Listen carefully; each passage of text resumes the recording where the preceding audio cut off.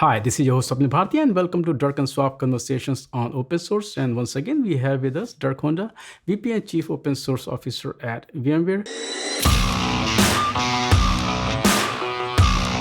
It may not be scientifically correct, but I've seen that most introvert, they kind of turn towards art form which don't require much interaction with the rest of the world. Charles Bukowski may be a wrong example here, but I remember some of his poets where will say, people, 1 feet is good, 2 feet is better, a mile is the best, So as long as you don't show me people, that's fine. I chose writing because it allowed me to just, sit alone on my either typewriter in old days or pen and pencil, and I can do things without having to interact with people. I have switched to videos, but I'm dealing with one person at a time, not a group of people. So that does create a safe space for myself where I feel comfortable. So, I admit that I am an introvert. So, like me, I'm not an artist by any definition, but I have seen a lot of artists or a lot of, mathematicians or people even in the software space who are not known for their social skill. At times, we characterize them as arrogant or rude, but the fact may be that they are introvert like me. They just lack social skills, and sometimes we do a lot of executive coaching where we learn how to interact with people, but not everybody does that. And I've seen that this issue is more visible in the open source world. One reason could be that unlike proprietary world, in open source world, you directly interact with the developers who are working on this project because they are out there, versus proprietary world, you don't hear the name. So what I want to know from you, what are your thoughts? Do you think that this is true? That first of all, we introverts, we do lack social skill, number one. Number two is that in the open source world, we have more people who are introvert. So there's a lot to unpack in that introduction, because so first you said you admit that you're an introvert. That sounds like an admission of something bad. I don't think there's anything bad about being an introvert, even though I don't project that when I speak, when I'm at events. I'm actually an introvert, and I certainly have never considered that a fault of mine. It's just who I am. And other people are super extroverted and they love being among people, and they just grow in the energy that other people give them, whereas I find it stressful if I'm among a lot of people. But the point that you make about artists and about specifically the open source community, which, computer software is an art form as well. I think that point is a very valid one, because if you are an introvert, if you prefer an environment where you are not constantly exposed to a lot of people in person, then it is a lot easier to thrive as an introvert. So personally, I find 1, 2, 3, 4 people very comfortable. Anything beyond that starts creating stress, unless these are really good friends of mine, unless these are people I'm super familiar with. And I've heard very similar descriptions from a lot of other people that feel equally that it's much easier to have either one-on-one or two-on-one conversations, or to have these conversations with what I consider a media break. So have these conversations in a way where you do it via email, where you do it on chat, where you do it in a way that isn't the person-to-person conversation. And surprisingly, I actually find video conversations with a large group far less stressful than, so being in a room with 10 people at a meeting is more stressful for me than being on a Zoom call with 10 people. But to the other comment that you made about a lot of introverts possibly coming across as arrogant, as rude, I'm not sure that I think that's, I don't think that's a fair characterization. I think there is an overlap between another group that we've talked about in the past, which is in the neurodiversity space, people who are on the autism spectrum. they often come across as rude and arrogant simply because of their specific type of social skill issues. I don't think introverts come across as rude or arrogant as much as they come across maybe as distant or aloof or maybe even disinterested because they don't engage in conversation. They aren't as personable when you meet them at a conference. But I don't think that this perception of arrogance really is one that is typical for introverts. I agree with you. And when you mentioned Zoom calls, and I think one of the reasons I picked this video format is that I hide behind a camera. The fact is, even when I go and talk to those, we used to go to all those shows. The camera was my safe space. That I am talking to camera. And it's hard for people to understand these small things, but they do affect. I remember whenever I go to not these days, but earlier I'll go to parties with my wife. Of course, they will be her friends. But after 20 minutes, you will find me sitting in a room in front of my phone. And I will be like, I won't even know. That's when my wife started doing some research, and then she found that people drain me. They drain my energy. But I can hang out with my childhood buddies, because that connection is totally different. So it's not that I don't like to interact with people, but with my family, immediate family, I can be around 500 people. But people who are not close, I feel uncomfortable. So when I sit in my room alone, a lot of people may think, look, he doesn't even know how to talk to people. So I'm not saying that the people who are introverts are rude. I'm saying that people might perceive their lack of skill to interact as rude and arrogant or unapproachable. Because sometimes you go to reach them and they're drinking coffee. You may say hi and they will say hi, and after that they don't know what to say. They don't know how to continue the conversation. I don't know sometimes I'm the one who get up and leave the chair, so it may be perceived. So that's what I'm saying. So the reason I bring it up is because with this episode, my goal is also to address some of the misconceptions that are there. That's what I meant. So I agree that there are toxic people, but what I'm saying is that we may be perceived as arrogant, but that is not the case. The case is that we just don't know how to continue the conversation. I love that you said that you are happy with your immediate family of 500 people. That is such a cultural thing. My immediate family, I think I would call about 9 people in that group, but that be as it may. So to get to the point, yes, you will find introverts who truly do isolate at parties or at events and who truly do not interact a lot with other people, which can cause misconceptions. But in my experience, most introverts have learned to bring with them a wingman, to have somebody that they're comfortable talking to that joins them at an event, joins them at a party. So very often you will see me standing with a couple of people that I've known for many, many years. And that's not because we are cliquish and we don't want to let other people in, but that's because it's comfortable. So when we talked about including people, the diversity in open source, and the fact that I always try to reach out at events to people who don't look like me, that is actually in part forcing myself to not do what I would otherwise instinctively do. But because normally at an event, especially at the beginning, you will see me hanging out with Linus or with Angela or with some of the people that I've known forever and that I'm super comfortable with and that are easy to be around for me because I don't perceive that as around people, right? This is the comfort zone. And then typically what happens is that my brain kicks in and says, "Oh, right, you need you need to talk to people," and to me that is a chore. That is something that is challenging, and it's really fun if you are in a situation where there is this perceived difference of you were the speaker this morning and here is someone from the audience, and they feel uneasy approaching you, when in reality, very often they are far more comfortable talking to a stranger than I might be.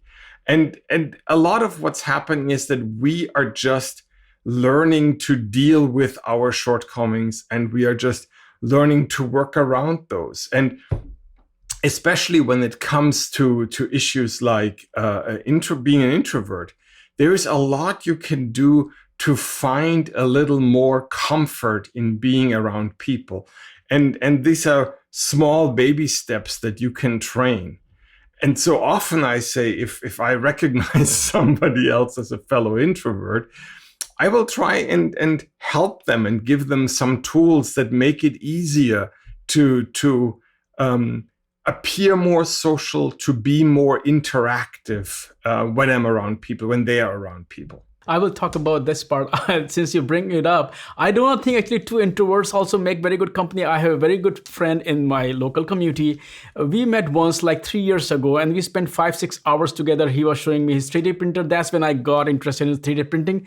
We have not met again for 3 years. We do meet during Halloweens when I do decoration of Christmas. He'll come, we'll say hello. But after that, so even two introverts, two negatives don't make positive in this world. Before I do want to get into how, as you mentioned, you want to help. I want to go there, but before I also want to talk about open source. It seems that we see that a lot of introverts in the open source, but I don't want to name anybody, but there are a lot of is it that open source attracts more introvert, or is it that introverts find open source to be a place where they can be who they are without having to worry about things? So can you talk about that? I think a lot of introverts tend to gravitate to things that they can do by themselves in their rooms, right? So art obviously is one of those fields. Science, you find a lot of scientists who are very much perfectly fine to be in a room by themselves for 12 hours and work on a problem. And that same mindset really helps you be successful in open source. And if you look at how open source is perceived by most people, the stereotypical result is that yes, these are people who are sitting at home at their desk and aren't interacting with other human beings. So if you are an introvert, that may seem very attractive. And then the reality is that a lot of the infrastructure that we as a community have built of how we interact, how projects work, how we make progress, how we communicate, these are all designed to be, maybe on purpose, likely by coincidence, to be very comfortable to an introvert. I can do almost all of my work without ever directly interacting with another human being. I keep joking that two of the most prolific contributors to the open source project that I maintain, I have never met in person. I have been on a brief Zoom call with them more than a year ago. and I don't think I would recognize them if I met them on the street, and that's perfectly okay. But there are far more striking examples. So one of the key kernel contributors, and I'm not going to name names here, but one of the very, very active people in the kernel community, who has been in this role for more than a decade and a half. I happen to know that in the last 15 years, he has been to just a couple of conferences, and only when the conference happened to be really, really close to his hometown. And this is not that he doesn't want to participate. He's super active on email, on IRC, in all kinds of modes. He just does not like to be close to other people, to have that personal social interaction. And many open source projects by design make this a perfectly reasonable and possible way of interacting. Now, I will say, I think that it's actually putting you at a disadvantage. I think that those people who are good in striking up relationships, striking up conversations, in building trust relationships in person and quickly have an advantage, which is why I always try to help introverts to maybe be a little more interactive, to be a little more comfortable being social. But as a matter of fact, in this community, it is perfectly possible to be super successful without being super social. I think that maybe the open source Zoom internet was created by introvert, so that they, I just, I think 2 weeks ago we finished Queen's Gambit, and that, she was also kind of, in her own word. I mean, that's a fictional piece, but that also made me think, that, you can just live in your own world. You can build your own chess pieces on your roof. Of course, you have to be on some kind of math as well. Which we should not do. You mentioned that it hurts your project as well. The irony here is that open source, if you look at it, is all about collaboration. You can create a project, but your project will not be successful if you don't have a community around it. But look, collaboration doesn't have to be an in-person engagement with many people at the same time. And as we said in the beginning, a lot of introverts are perfectly happy with one-on-one engagements. And a lot of introverts are perfectly happy with an offline engagement. So IRC, email with a structure where they aren't face-to-face with a lot of people. And that specific mode of interaction. Yes, I really miss the large conferences, not because I miss being among 1,000 of my best friends. That's tough on me. The party for the evening event at a large conference is maybe the hardest part for me.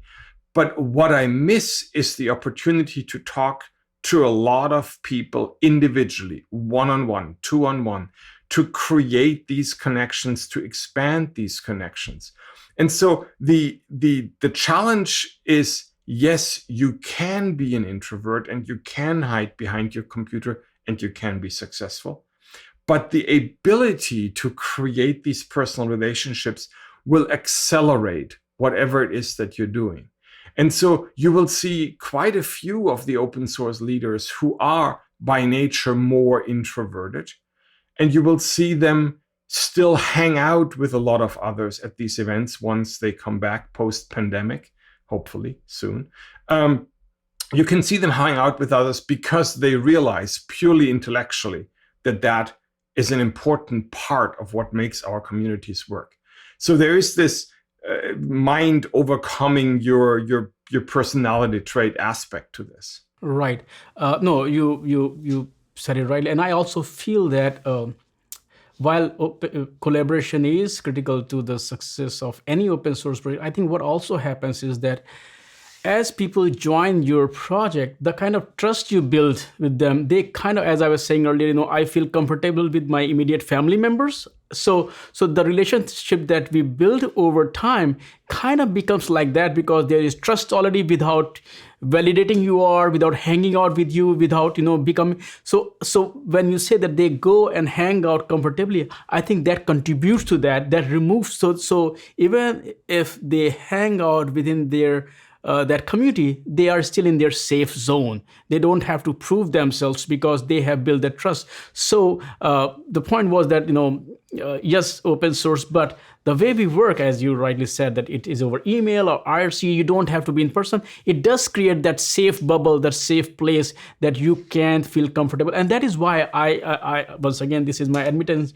that when I go to a lot of these open source events, I feel comfortable. I do not want to name any company, but I got invited to a lot of events and I did not feel comfortable because that was not my community. There was no faces that I have interacted over.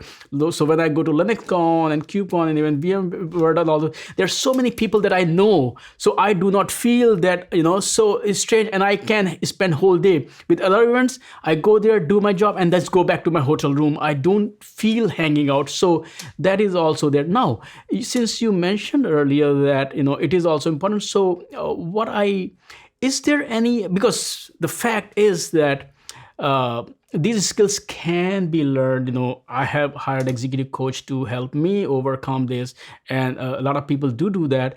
So first of all, while it is okay to be who you are, you don't have to make any extra effort because it should be an welcoming field. You should be whoever you are. You should not change. But it's still how to help these people I have two-part question. So let's deal with first part to help these people, and second part is how to help other people to not have any misconception about these people. So let's start about the first part first.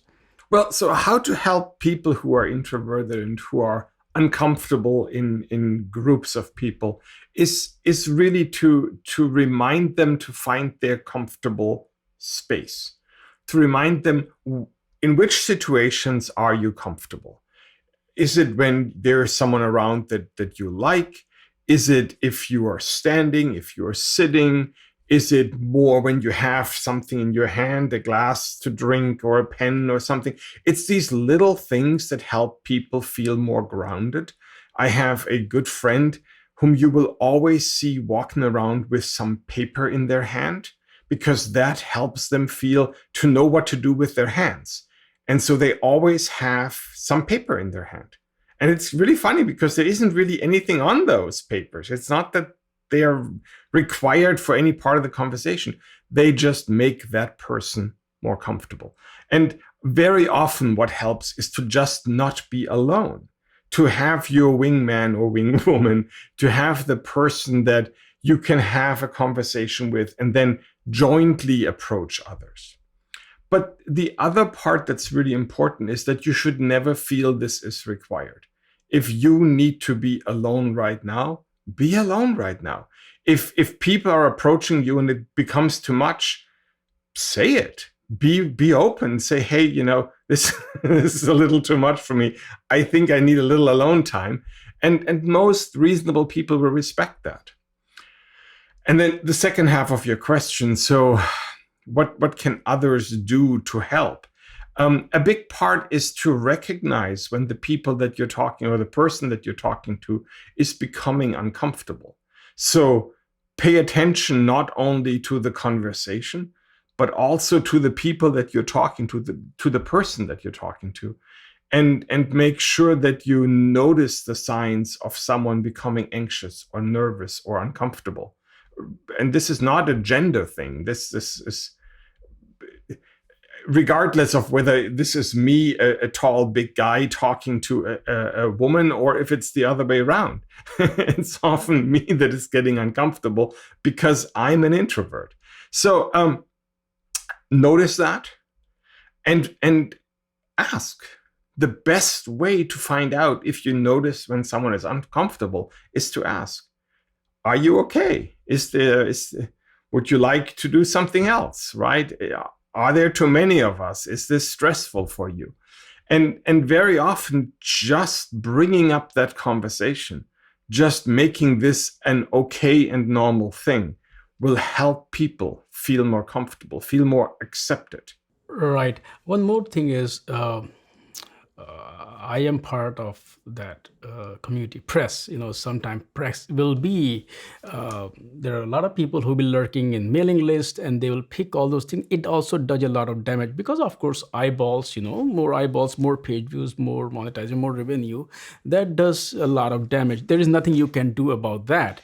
But what you can do is that you do know, I do know that I lack social skills. The most important thing is awareness of, my challenges. Then I know, if I know the problem, then I can look at solutions. Yes, there are a lot of things that I still cannot do, but still being aware of that, should you also try to tame your behavior, either when you're in public or when you know that you may be scrutinized publicly, just to not only avoid those embarrassing moments, but just to not give press unnecessary stories to write about. So my point is that should you hone your communication skills, that even if you do know you're introvert, your messaging is not getting opaque by the way you conveyed your message? Well, that's a very difficult question to answer because there's a lot layered into that. There is the question of acceptance and who is the one who needs to change. So is it me who needs to adjust to the world who is being unfair to the introvert? Or shouldn't the world be a little more accepting of the different personality types that are out there? And there are a lot of introverts out there. So to me, it's a little bit of I wish it wasn't necessary. I wish that we could all be ourselves and that would be okay. But the reality is that very often when you are in public, when you are at an event, and especially if you are in a somewhat visible role in a community, or if you just gave a presentation or whatever it is, having a few tools that help you give good answers and not appear hostile to the people around you is really helpful. And I always think that the openness, that feeling comfortable to say, hey, I'm an introvert, you're standing too close, or there are 9 people around me, this is really uncomfortable for me. Being able to say that, and being able to say, can we reduce this to like 4 people? Never ask for one-on-one, because asking for one-on-one can always be misunderstood. It could be misunderstood as a harassment thing. It could be misunderstood like you don't want witnesses. There are so many things wrong with saying, can we do this one-on-one? But asking for fewer people should always be acceptable. And frankly, if the people say, no, there's got to be all of us, then maybe it's time to walk away. I mean, I have walked away from crowds at events because I just didn't feel that. I mean, if I notice that I'm breaking out in a sweat, my heart rate goes up, and I'm getting tunnel vision, that's the moment when I have to say, actually, I do have a meeting. I need to run and grab a phone call. And sorry, that is an excuse, but it's also often the way that I can extract myself from a situation where I know I'm no longer comfortable. I no longer feel like I want to be here. Now, you said something which struck a nerve with me, is because I went through my own, when I was going through my coaching, I would like to escape from, and she gave me a target that, okay, you are going to this next event and I want you to meet 10 people. And you will not be the person who will get up and leave. You will be the last person. You will not end the conversation. You will wait for the other person. I said, what if they don't? She said, no. You will stay there. The other person, so that's what, you mentioned. And this is because, as you were saying earlier, that it is also sometimes important for the project itself to reach out to more people. So we do know about it. But the fact, Dirk, is that ever since I start practicing that, I actually start feeling better also. Because earlier I would find an escape route. And when I find my escape route, hey, I have to rush to the call. I come back to my hotel room. I am once again alone and I feel bad. But when I started practicing that, honestly speaking, I felt better. So as uncomfortable it is sometimes we might have to push ourselves too. What are your thoughts about it? So there's generally the rule that you only grow through situations that are uncomfortable. You will not develop a big biceps without pushing your muscles into pain, right? You will not develop a brilliant mind without pushing and pushing and pushing, even if it's hard, even if it causes you frustration. I think that is true for everything that we do in our lives. Growth requires the willingness to accept discomfort. And I am not saying avoid all discomfort. What I'm saying is be self-aware and find that line between I'm uncomfortable and I'm really uncomfortable. I need to get out of here. And be willing to accept that this line exists.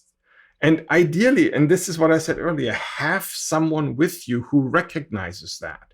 So I have a few people with whom you will see me very often together at events. People who understand how I feel, who understand who I am, and who will recognize when it's getting a little too much for me. And who will then just, do this very subtle thing that they turn towards me. And this creates this little bubble where suddenly it's just 2 people and we can have a little side conversation. And now I feel more comfortable. This all sounds so snowflake, hypersensitive, weird. And that's why a lot of people don't want to talk about it. But it's very, very normal because our minds have comfort zones and have zones where they start responding with panic. and saying, oh, I'm a tough guy, this never happens to me, is just foolish. Yes, there are people out there who are super extroverted and who will bounce around with 50 people and be super happy and great. I am envious. I am happy for them. That's not me. That's not a ton of other people that I know. And I have no problem acknowledging that I may end up in situations where I simply need to take a break. The last 10, 11 months of no travel have been a very, very, very long break. And I am looking forward to going back to conferences. But I distinctly remember an event that I was at the end of 2019. You have to go far back by now. So this is a year and a quarter ago. This was a huge event in San Diego. And I was on the show floor, and a coworker of mine did a book signing, and there was an insane crowd around us. It was super loud. It was a very, very high background noise level. And there were like 20 people packed around me, 5 or 6 of which were talking to me at the same time. And I could literally feel that flight response come up in my body. And I turned to one of my friends and said, I really need to get out of here. And I'm not ashamed of that. That is not a sign that I'm not okay. It's just a sign that I recognize when things get too much for me. And I think everyone should be willing to train that notion and to express themselves and say, I need a break. I need to get out of here. Yeah, you mentioned, people like my wife is total opposite. She'll go to, and suddenly she will be like talking to almost everybody. And I mean, there was a SUSECon that was in DC, I think 2 or 3 years. So of course I took her with, and she talked to more people at SUSECon than I talked. And she had like 15 people. And then next time, and so people are, where is your wife? I'm like, no, I'm the one who covers. So she had made friends with people and I still don't know. So yeah, she can talk to like people like one after other, and she can talk for hours and hours. My point was, sometimes pushing ourselves and breaking that barrier, it does help you. It makes you feel better when you get out of your comfort zone. Dirk, thanks for talking about this very uncomfortable, because to admit that you are introvert is a brave thing to do. But I think the most important thing for all of us is not just to admit or not admit. First of all, it's not important for us to admit that we are introvert or not. That's a very, very private matter. What is really important is that we should be free to be who we are, right? We should not, as much as we want to change, but once again, if we want to change that, you are more than happy to go and change. It should come from within. If you feel like, as I said, I seek help of an executive coach to help me overcome that, but I wanted that. But there are times where I don't want that. So I think, and I would like to have, once again, your opinion on that too, as a wrap up, that I feel that it's okay to be who you are. If you don't want to talk to people, it's fine. As you gave so many tips to get out of those situations, use those tips, get out of those situations, because the most important thing is not really who you are as a person, but the contribution you have made. I would just look at a much bigger picture to the humanity with the code you have written, or whatever work you have done. That at times is much more important than who you are. So you should be who you are. If you don't want to be the butterfly of the party, that's fine. That's what I feel. What are your thoughts about that? And we will wrap it up. I think it's super important to feel empowered to be who you are. And yes, growth is uncomfortable, and being uncomfortable may be okay, but feel empowered to say, and here is my line, and this is where I walk away from. Because who you are, how you are part of this community is far bigger than your ability to talk to 50 people at the same time. And so I want to make it more comfortable for introverts to come out and grow and expand their personal network and feel that this is a safe thing to do.